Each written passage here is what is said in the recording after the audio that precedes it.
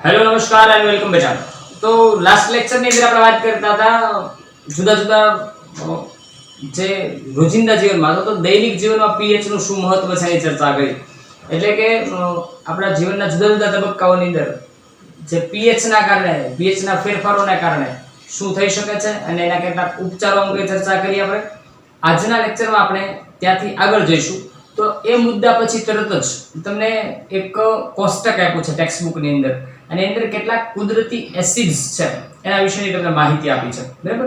હવે અહીંયાથી આગળ આપણે એ એસિડ છે કદાચ તમને પરીક્ષામાં પૂછી શકાય ખાલી જગ્યા ખરા ખોટા એમસીક્યુ ની અંદર કે કયા કુદરતી પદાર્થની અંદર એનો સ્ત્રોત કયો છે અને એમાં કયો એસિડ રહેલો છે, બરાબર। તો એને તૈયાર કરવું જરૂરી છે તો ત્યાંથી શરૂઆત કરશું અને પછી આપણે વાત કરવાની છે ક્ષાર વિશે।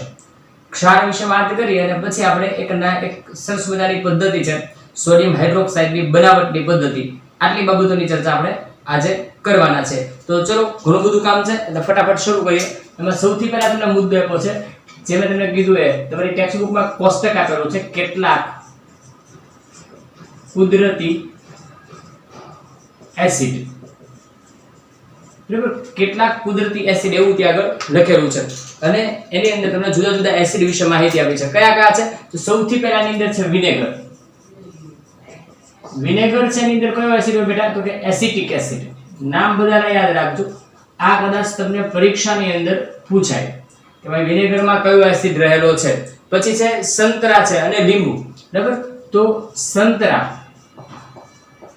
અને લીંબુ, સંતરા અને લીંબુ એની અંદર હોય છે સાઇટ્રિક એસિડ। સંતરા અને લીંબુમાં સાઇટ્રિક એસિડ હોય છે, બરાબર। એની સિવાય પછી વાત કરીએ આપણે આંબલી, તો આંબલીની અંદર હોય છે ટાર્ટરિક એસિડ।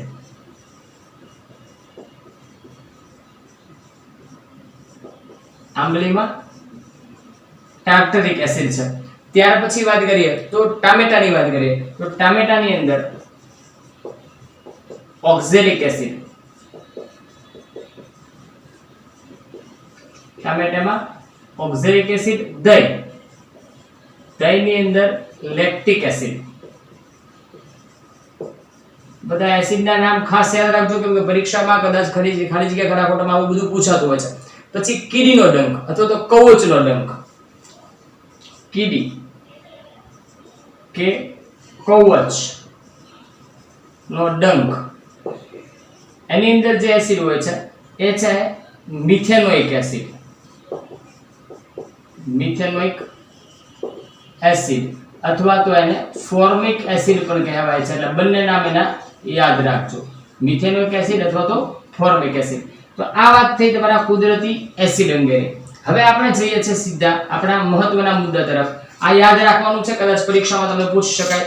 હવે જે છે આપણી વાત છે એ છે ક્ષાર, બરાબર। એસિડ અને બેઝ વિશે અત્યાર સુધી આપણે ચર્ચા કરી। હવે જે છે ટૂંકી ચર્ચા, એક નાનકડી એવી ચર્ચા છે કે ક્ષાર વિશેની ચર્ચા આપી છે।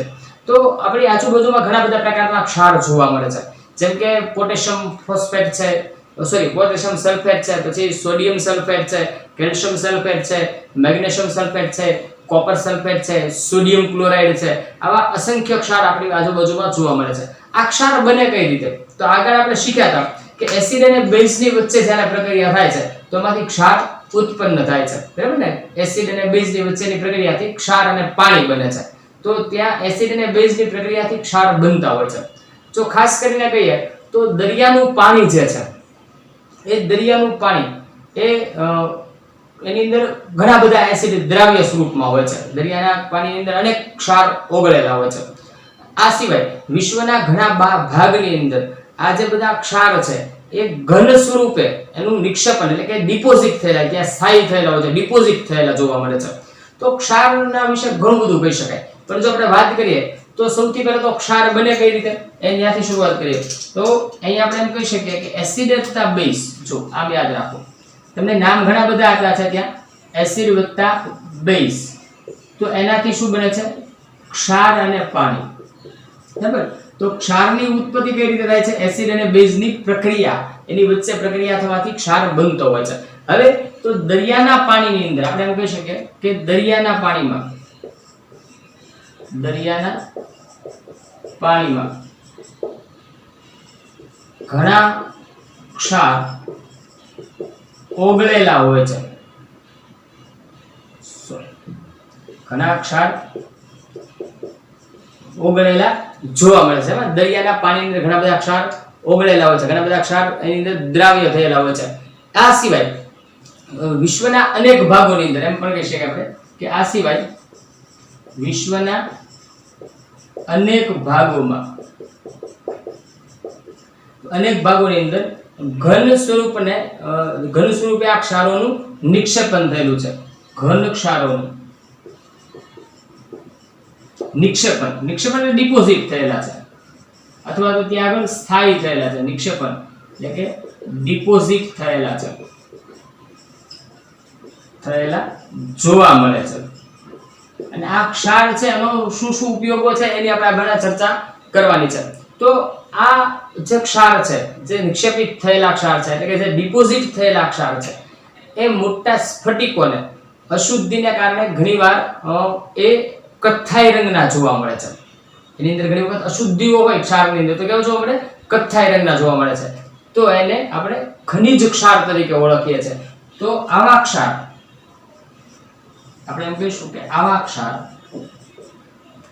માં રહેલી અશુદ્ધિને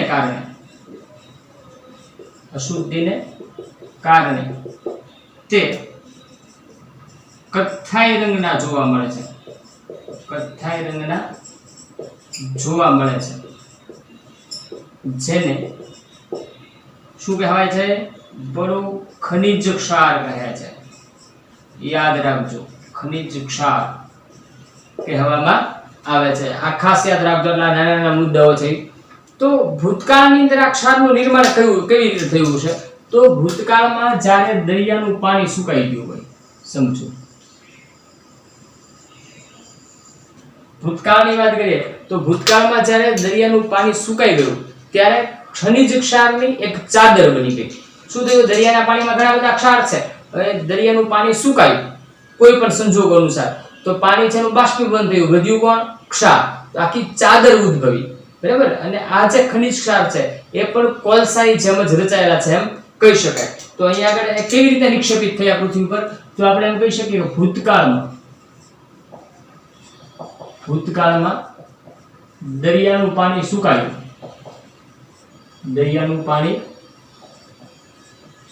ગયું,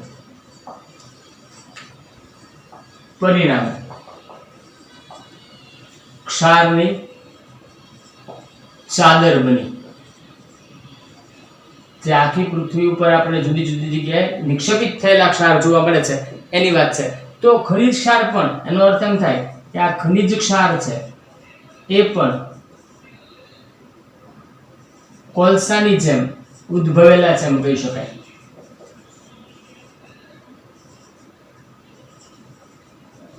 જેમ વનસ્પતિજન્ય જે વનસ્પતિઓ જમીનમાં દટાય અને એના ઉપર પ્રક્રિયા થઈ, બરાબર ને, કે જે પેટાળની ગરમી, એ ગરમીને કારણે ઉપરથી પૃથ્વીનું સૂર્યનું ગરમી અને પૃથ્વીનું દબાણ, આ બધી ઘટનાઓને કારણે જેમ ધીમું દહન થઈ અને વનસ્પતિમાંથી કોલસાનું નિર્માણ થયું, એવી રીતે ચોક્કસ પ્રક્રિયાઓ દ્વારા આ ક્ષાર ઉદ્ભવેલા છે. હવે સામાન્ય જે ક્ષાર છે, આ બધા ક્ષાર છે એનો ઉપયોગ શું થાય? મૂળ વસ્તુ એ છે. આ તો એક સામાન્ય માહિતી જેની આપણે ચર્ચા કરી, બરાબર. તો સામાન્ય જે બધા ક્ષાર છે એનો ઉપયોગ શું થાય? તો આ બધા ક્ષાર છે એ ઘણા બધા રસાયણો માટેની કાચી સામગ્રી છે. દાખલા તરીકે આપણે વાત કરીએ, સોડિયમ હાઇડ્રોક્સાઇડ છે, બેકિંગ સોડા છે એટલે કે ખાવાનો સોડા છે, પછી બ્લીચિંગ પાવડર છે, પછી વોશિંગ સોડા એટલે કે જેને આપણે ધોવાનો સોડા કહે છે, એ બધા માટેની એક કાચી સામગ્રી છે, બરાબર. તો આ બધી વસ્તુઓ જે છે એને એમાંથી કેવી રીતે મેળવવામાં આવે છે એની આપણે ચર્ચા અહીંયા આગળ કરવાની છે ક્ષારના સંદર્ભમાં. અને ખાસ કરીને આ જે ક્ષાર છે એ પણ જુદા જુદા પ્રકારના હોય છે, બરાબર. એસિડિકતા કે બેઝિકતાની દૃષ્ટિએ ક્ષાર છે એ જુદા જુદા પ્રકારના જોવા મળે છે. કેવા કેવા ક્ષાર જોવા મળે છે? પહેલા તો ક્ષારને આપણે સમજી લઈએ. તો આપણે એમ સમજીએ, માની લો ક્ષાર કેવી રીતે બને છે, એનો સ્વભાવ કેવો હોય? ક્ષારનો સ્વભાવ આપણે અહીંયા લખીએ, એનો સ્વભાવ કેવો છે પહેલા એને સમજી લઈએ અને પછી આપણે આપણા મુદ્દા ઉપર આવીએ. તો ક્ષારના સ્વભાવ આવીએ. દાખલા તરીકે અહીંયા લખીએ આપણે એસિડ, અહીંયા લખીએ બેટા બેઝ અને અહીંયા લખીએ ક્ષાર. જો સમજો ખાસ, બરાબર, જો પ્રબળ એસિડ અને પ્રબળ બેઝ વચ્ચે પ્રક્રિયા થાય તો જે ક્ષાર બનશે એ તટસ્થ ક્ષાર હશે. ક્ષાર ઘણી વખત તટસ્થ જ હોય છે, દર વખતે એવું નથી. કેટલીક વખત એસિડિક ક્ષાર પણ હોય છે, કેટલીક વખત બેઝિક ક્ષાર હોય છે. એને હું તમને સમજાવવાનો પ્રયત્ન કરું છું. ટેક્સ્ટ બુક ની અંદર આટલું બધું સ્પષ્ટતાથી નથી, ત્યાં ખાલી 3 લીટીમાં લખીને તમને આપ્યું છે, પણ આપણે એક નાનકડા એવા કોષ્ટક દ્વારા એને સરસ રીતે એનાથી પણ સરળતાથી સમજી શકાય એવું છે. જો એટલે કે એની pH છે બેટા કેટલી હોય, એની pH અહીંયા સોરી રેડ પેન, એની pH 7 હશે. આ pH મૂલ્યની, બરાબર, એની pH કેટલી હોય સાથે સાથે તપાસતા જઈએ. તો થોડું દૂર લઈ લો કેમ કે લખવામાં કદાચ પ્રોબ્લેમ ના થાય. તો અહીંયા લઈ લે pH ને આ જે ક્ષાર છે તટસ્થ સોરી પ્રબળ એસિડ અને પ્રબળ બેઝ થી બનતો ક્ષાર એ તટસ્થ ક્ષાર હશે અને pH કેટલી હશે 7 હશે. ઓકે, માની લો કે જો પ્રબળ એસિડ અને નિર્બળ બેઝ હોય એની વચ્ચે પ્રક્રિયા થાય તો જે ક્ષાર બનશે એ એસિડિક હશે. કેવો હશે? એસિડિક. એટલે એની જે pH છે એ 7 કરતા ઓછી હશે. 7 કરતા ઓછી હશે. માનો કે એવું બને કે એસિડ છે એ નિર્બળ હોય, એસિડ નિર્બળ હોય અને બેઝ પ્રબળ હોય તો જે ક્ષાર બનશે એ બેઝિક ગુણધર્મ ધરાવતો ક્ષાર હશે અને એની pH છે બેટા એ 7 કરતા વધુ હશે. જો બંને નિર્બળ હોય, બંને નિર્બળ હોય એટલે એસિડ પણ નિર્બળ હોય અને બેઝ પણ નિર્બળ હોય તો જે ક્ષાર બનશે એ કાં તો તટસ્થ હશે, જો તટસ્થ હોઈ શકે, અથવા તો સહેજ એસિડિક હોય અથવા સહેજ બેઝિક હોય. કેમ આવું છે એને સમજી લઈએ, બરાબર. જો તટસ્થ હોય તો 7 અથવા 7 કરતા સહેજ ઓછી અથવા 7 કરતા સહેજ વધુ એમ એની pH હશે. આવું કેમ થાય? તો જુઓ એ શેના ઉપર આધાર છે? એસિડ અને બેઝ કેટલા નિર્બળ છે એના ઉપર, બરાબર. માની લો કે બેઝ અને એસિડ બંને એક સરખા નિર્બળ હોય, બંને નિર્બળ છે પરંતુ બંને એક સરખા હોય હાઇડ્રોનિયમ આયનની સંદર્ભે તો એ તટસ્થ ક્ષાર બનશે, બરાબર. પરંતુ માનો કે બેઝ નિર્બળ છે ને એસિડ થોડો એના કરતા થોડો વધુ પ્રબળ છે તો સહેજ એસિડિક.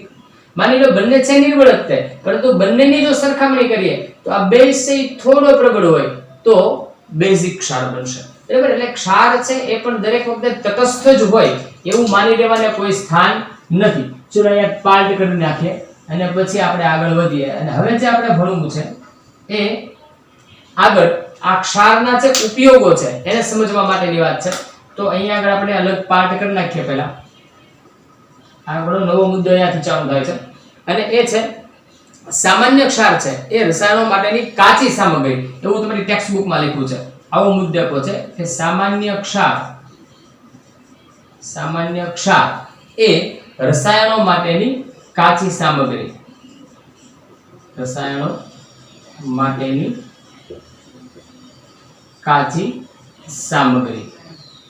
ઓકે, ચલો અહીંયા આગળ આપણે શું વાત છે મેં તમને વાત કરું તો કે આ જે સામાન્ય ક્ષાર જે છે એ સામાન્ય ક્ષાર સોડિયમ હાઇડ્રોક્સાઇડ છે, બેકિંગ સોડા છે, વોશિંગ સોડા છે, બ્લીચિંગ પાવડર એ બધા માટેની કાચી સામગ્રી છે. તો અહીંયા આપણે એને પહેલા લખી લઈએ કે ભાઈ સામાન્ય ક્ષાર છે એ સામાન્ય ક્ષાર કોના માટે? યાદ કરો ફરી વખત તો કે sodium hydroxide, sodium hydroxide, baking soda, baking soda જેને આપણે ખાવાનો સોડા કહીએ, પછી વોશિંગ સોડા એટલે કે ધોવાનો સોડા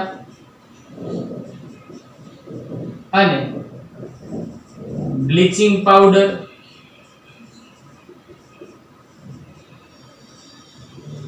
માટે કાચી સામગ્રી છે.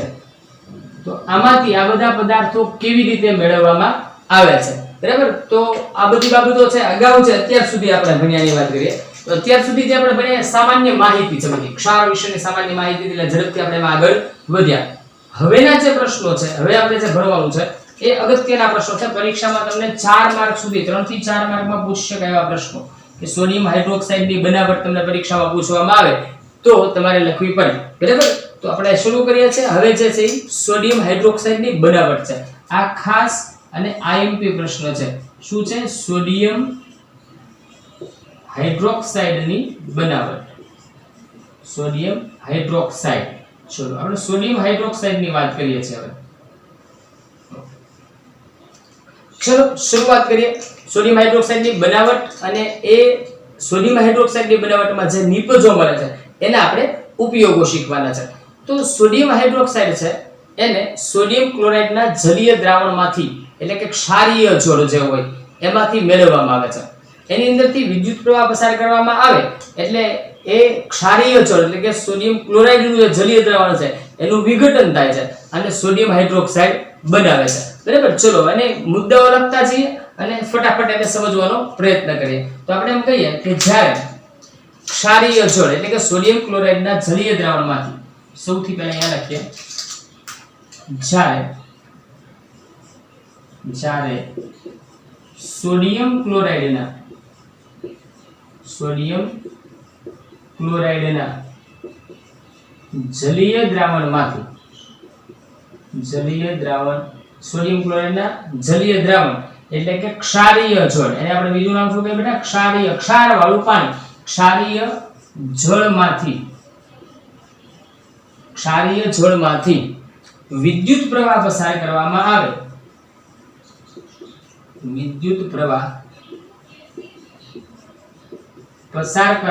આવે. ત્યારે તેનું વિઘટન થઈ સોડિયમ હાઇડ્રોક્સાઇડ બને છે. સોડિયમ હાઇડ્રોક્સાઇડ બને છે, બરાબર? સોડિયમ હાઇડ્રોક્સાઇડ કઈ રીતે બને છે એની વાત કરીએ. શું કરવાનું છે? તો કે સોડિયમ ક્લોરાઇડના જલીય દ્રાવણમાંથી વિદ્યુત પ્રવાહ પસાર કરીએ એટલે એનું સોડિયમ ક્લોરાઇડનું વિઘટન થાય અને સોડિયમ હાઇડ્રોક્સાઇડ આપણને પ્રાપ્ત થશે. આ પ્રક્રિયા દરમિયાન બીજી કેટલીક નિપજોય બને છે. આ પ્રક્રિયા દરમિયાન સાથે સાથે ક્લોરીન વાયુ ઉત્પન્ન થાય છે અને સોડિયમ હાઇડ્રોક્સાઇડ ઉત્પન્ન થાય છે. એટલા માટે આ પ્રક્રિયાને ક્લોર આલ્કલી પ્રક્રિયા કહેવામાં આવે છે, બરાબર? તો આ પ્રક્રિયા એની આપણે પ્રક્રિયાને શા માટે ક્લોર આલ્કલી પ્રક્રિયા કહે છે એને સમજાવી દઈએ પહેલા, પછી આગળ વધીએ. બીજી વાત, સોડિયમ હાઇડ્રોક્સાઇડની બનાવટ સમજાવો એમ આવે અને કદાચ પરીક્ષામાં તમને એમ પૂછે કે ક્લોર આલ્કલી પ્રક્રિયાનું વર્ણન કરો. શું પૂછવામાં આવે? ક્લોર આલ્કલી પ્રક્રિયાનું વર્ણન કરો. તો પણ તમારે જવાબમાં આ જ આવશે, બરાબર? તો આને ક્લોર આલ્કલી પ્રક્રિયા શા માટે કહેવાય એને પહેલા સમજીએ. તો અહીંયા આગળ આપણે એમ કહેશું કે આ પ્રક્રિયા દરમિયાન ઉત્પન્ન થતી નિપજો. અહીંયા આગળ આપણે લખીએ આ પ્રક્રિયા દરમિયાન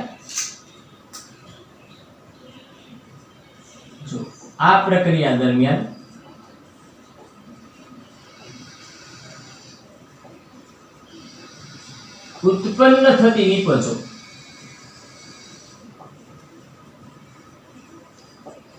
ક્લોર એટલે ક્લોરીન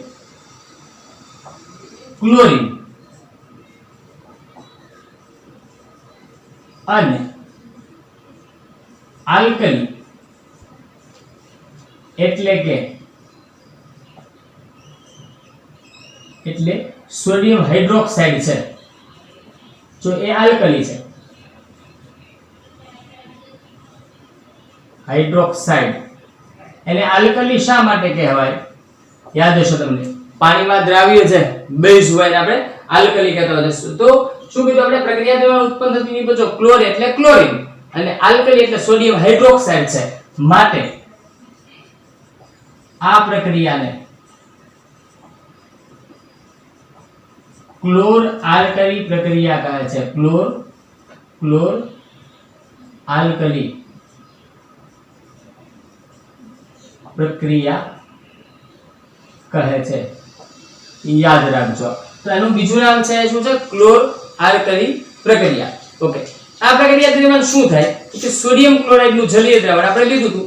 સોડિયમ ક્લોરાઇડના જલીય દ્રાવણ છે તો સોડિયમ ક્લોરાઇડ એટલે પાણીનું મિશ્રણ છે. એમાંથી વિદ્યુત પ્રવાહ પસાર થાય એટલે બને શું તો સોડિયમ હાઇડ્રોક્સાઇડ ક્લોરીન અને હાઇડ્રોજન વાયુ મુક્ત થાય છે એટલે આપણે એનું સમીકરણ સ્વરૂપે દર્શાવ્યું તો આપણે કહેવાય કે સોડિયમ ક્લોરાઇડ પ્લસ પાણી એમની વચ્ચે પ્રક્રિયા થાય એટલે બને શું તો કે sodium hydroxide plus sodium hydroxide આ જલીય દ્રાવણ છે ક્લોરીન વાયુ છે અને સાથે સાથે હાઇડ્રોજન વાયુ પણ મુક્ત થાય છે કદાચ H2 ન આવતો હોય એવું બને બરાબર ને એટલે થોડું વાર નજીક લઈ લો બેટા કદાચ ઓકે તો બનશે શું સોડિયમ હાઇડ્રોક્સાઇડ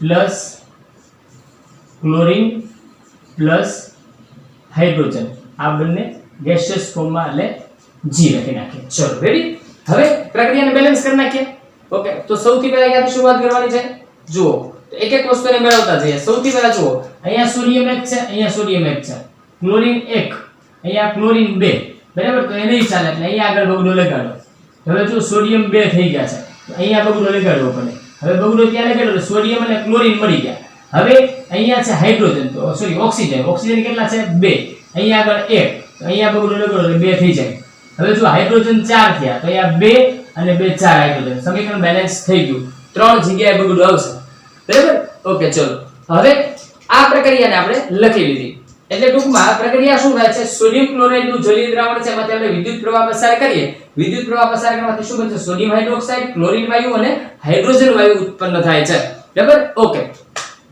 શું થાય છે ક્યાં આગળ કેવી રીતે કયો વાયુ ઉત્પન્ન થાય છે તો એનોડ પર ક્લોરીન વાયુ મુક્ત થાય છે અને કેથોડ પર હાઇડ્રોજન વાયુ મુક્ત થાય છે એનોડ પર ક્લોરીન યાદ રાખજો તો અહીં આપણે એમ કહીએ કે એનોડ પર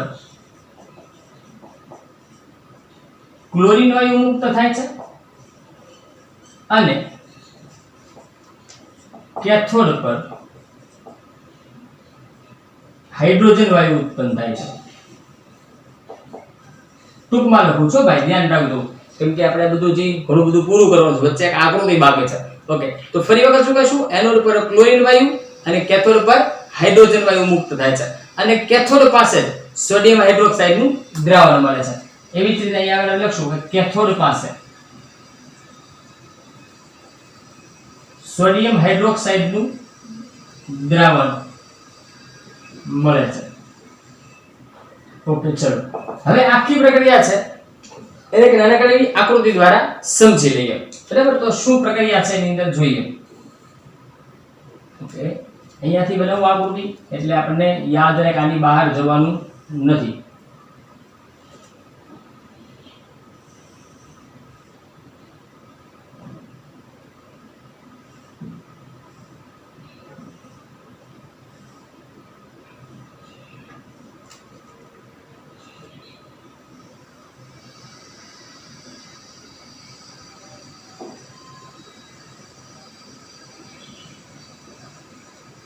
એક પાત્ર બનાવીએ આ પાત્ર છે આપણું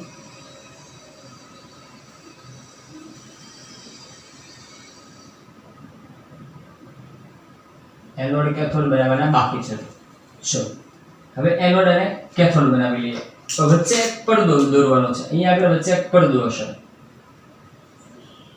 ઓકે હવે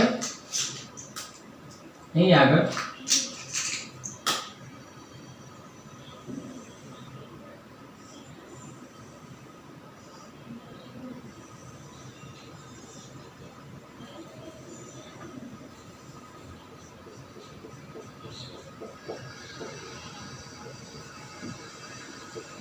બે વીજધ્રુવો બંને વીજધ્રુવોને વાહક તારની મદદથી બેટરીની સાથે જોડી દઈએ બરાબર ચલો આ પ્લસ આ માઈનસ બરાબર પ્લસ એટલે એનોડ માઈનસ એટલે કેથોડ એ તો તમને આઈડિયા હશે જ બરાબર ચલો તો હવે આપણે વાત કરીએ તેમ જુઓ એનોડ પર શું ઉત્પન્ન થાય એનોડ પાસે ક્લોરીન તો અહીંયા આગળ ક્લોરીન વાયુ બનશે અહીંયા ક્લોરીન વાયુ મળશે કેથોડ પર કોણ ઉત્પન્ન થાય તો કે હાઇડ્રોજન વાયુ ઉત્પન્ન થાય અહીંયાથી ક્ષારીય જળ અહીંયાથી અંદર શું મોકલવામાં આવે છે ક્ષારીય જળ અંદર મોકલવામાં આવે છે ત્યારે અહીંયાથી આપણને જે પ્રાપ્ત થશે એ સોડિયમ હાઇડ્રોક્સાઇડ નું જલીય દ્રાવણ બરાબર, અહીંયા સોડિયમ હાઇડ્રોક્સાઇડ નું જલીય દ્રાવણ પ્રાપ્ત થશે અને આ ક્ષારીય જળ છે એને આની અંદર ભરી દેવામાં આવશે. આવી સરસ આકૃતિ બનાવવી જરૂરી છે. બરાબર, ચલો ઓકે. તો આની અંદર આપણે શું જોયું કે જો અહીંયા આપણે શું જોઈએ છે, ક્ષારીય જળ ને દાખલ કરવામાં આવે.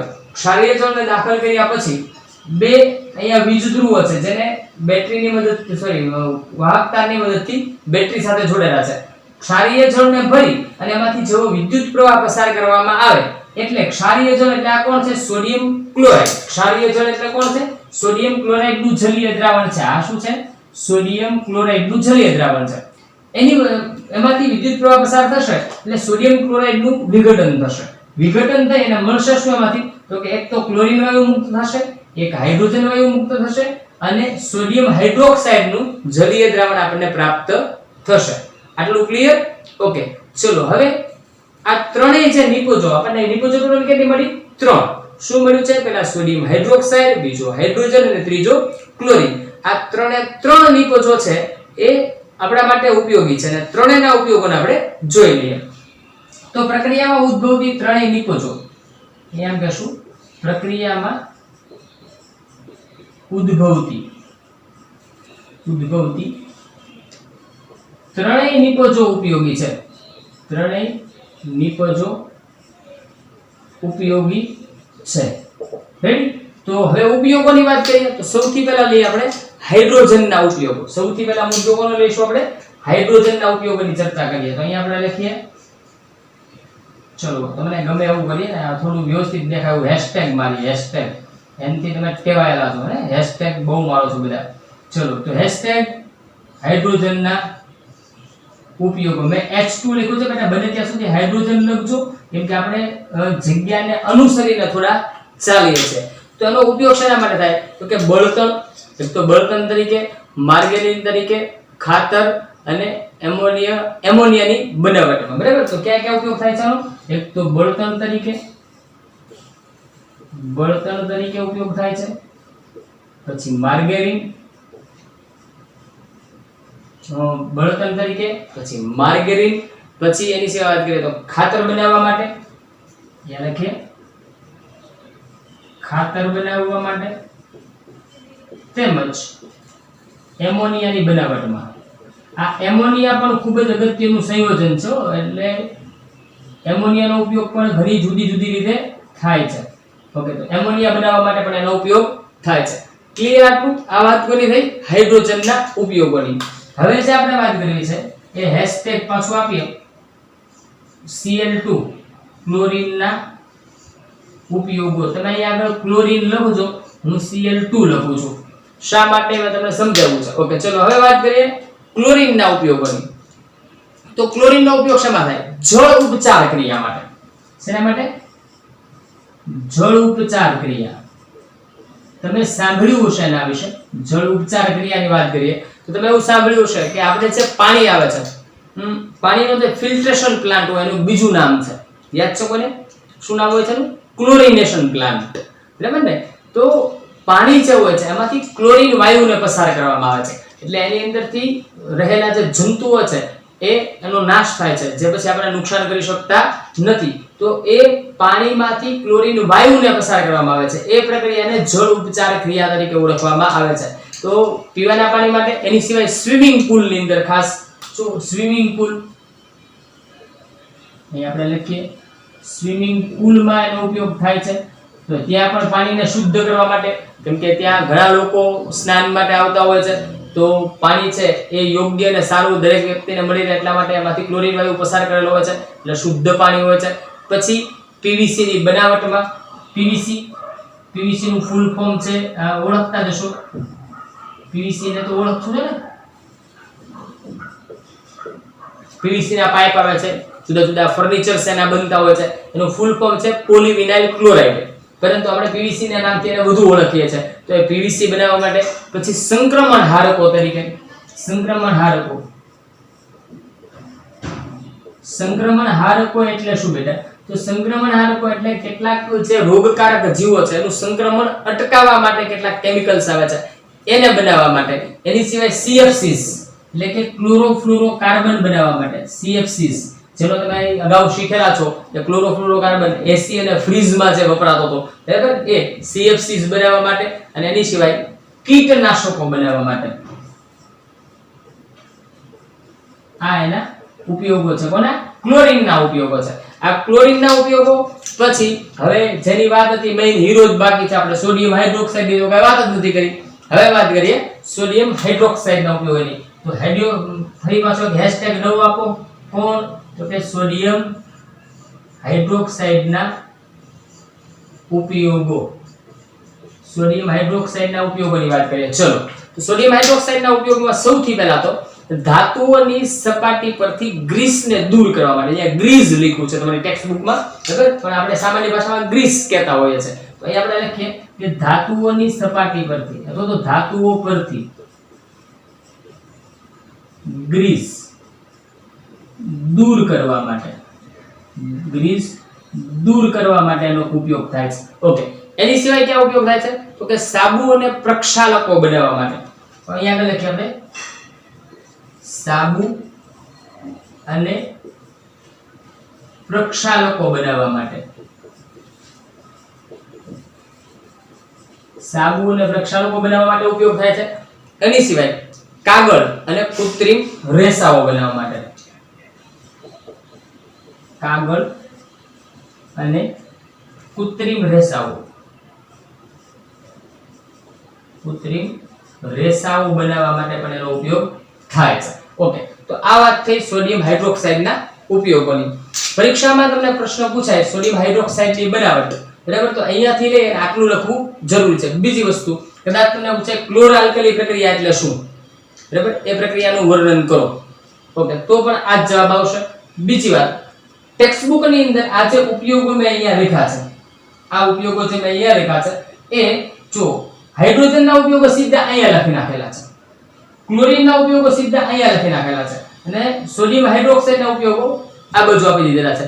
એટલે ત્યાં આગળ અલગથી ઉપયોગો લખેલા નથી, પણ તમે જ્યારે જવાબમાં લખો ત્યારે તમારે આ ઉપયોગોને જુદા લખવા જરૂરી છે, બરાબર. એટલે તમે પ્રશ્નને આ રીતે લખશો. વચ્ચે અમુક મુદ્દાઓ જે છે મોટા ભાગે મેં પૂરા જ લખવાનો પ્રયત્ન કર્યો છે, પણ વચ્ચેના જે આ એક બે મુદ્દાઓ છે એટલે મેં શોર્ટમાં લખ્યા છે. એટલે તમે વ્યવસ્થિત તૈયાર કરો તો ટેક્સ્ટ બુકમાંથી કરજો, બરાબર. આ તમને યાદ રહે એટલા માટે મેં લખાય ક્લોરીન, એનોડ ઉપર ક્લોરીન અને કેથોડ ઉપર હાઇડ્રોજન વાયુ ઉત્પન્ન થાય છે. તો ત્યાં આગળ તમારે સંપૂર્ણ આખા વિધાનમાં જવાબ લખવો જરૂરી છે. ઓકે, બીજી વસ્તુ અગત્યની, મેં તમને કીધું કે આ જે પ્રશ્ન છે તમને 3 થી 3 માર્કમાં ઇનફ પૂછી શકાય એવો સરસ મજાનો પ્રશ્ન છે. આઈએમપી પ્રશ્ન છે, ખાસ તૈયાર કરજો. હવે ફરી પાછા આવા જુદી જુદી વસ્તુઓની બનાવટ આપણે ભણવાની છે. બ્લીચિંગ પાવડર, બરાબર, તો જે જુદી જુદી બનાવટો છે એની આપણે વાત કરશું. પ્લાસ્ટર ઓફ પેરિસની બનાવટ આપણે હજી શીખવાની બાકી છે. એટલે હવે આવી બનાવટો વિશેની વાતો જ આપણે કરવાની છે અને પછી એ પૂરું થાય એટલે લગભગ આપણે આ પાઠના અંત તરફ છીએ. એટલે થોડા આવા જે રસાયણો છે અગત્યના એની ચર્ચાઓ કરશું અને પછી આ પાઠ પૂરો થશે. તો બધું રેડી જ છે, હવે તો કઈ બાકી રહેતું નથી. તો નવા લેક્ચર સાથે પાછા મળશું, બરાબર. ત્યાં સુધી આવજો. Take care of your self. Thank you very much.